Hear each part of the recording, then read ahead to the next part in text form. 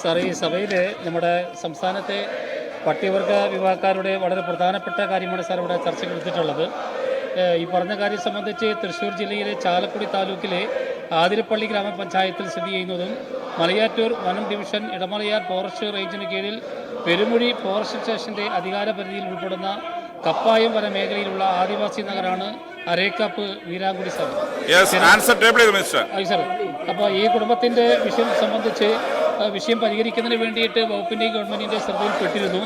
അത് സംബന്ധിച്ച് പട്ടികവർഗ വകുപ്പും വനം ഡിപ്പാർട്ട്മെൻറ്റും റവന്യൂ ഡിപ്പാർട്ട്മെൻറ്റും ചേർന്നുകൊണ്ട് ഒരു സംയുക്ത യോഗം ചേരുകയും അതിൻ്റെ അടിസ്ഥാനത്തിൽ ഈ വിഷയം പരിഹരിക്കുന്നതിന് വേണ്ടിയിട്ടുള്ള തുടർ നടപടികൾ നിലവിൽ സ്വീകരിച്ചു വരുന്നുണ്ട്. സാർ, കൂടുതൽ കാര്യങ്ങൾ ഞാനിവിടെ മേശപ്പുറത്ത് വെക്കുകയാണ്.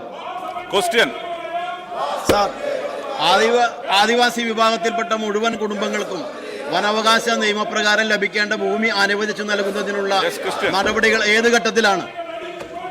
സാർ, സംസ്ഥാനത്തെ 14 ജില്ലകളിലുമായിട്ട് മുഴുവൻ പട്ടികജാതി പട്ടികവർഗ വിഭാഗത്തിനും ഭൂമി ലഭ്യമാക്കുന്നതിന് വേണ്ടിയിട്ടുള്ള നടപടിയാണ് ഇപ്പോൾ ഗവൺമെൻറ് സ്വീകരിച്ചു വരുന്നത്. അതിൻ്റെ അടിസ്ഥാനത്തിൽ വകുപ്പും ഈ ആവശ്യമായിട്ടുള്ള സ്ഥലങ്ങൾ കണ്ടെടുക്കുന്നതിന് വേണ്ടിയിട്ടുള്ള നടപടി സ്വീകരിച്ചുകൊണ്ടിരിക്കുകയാണ്.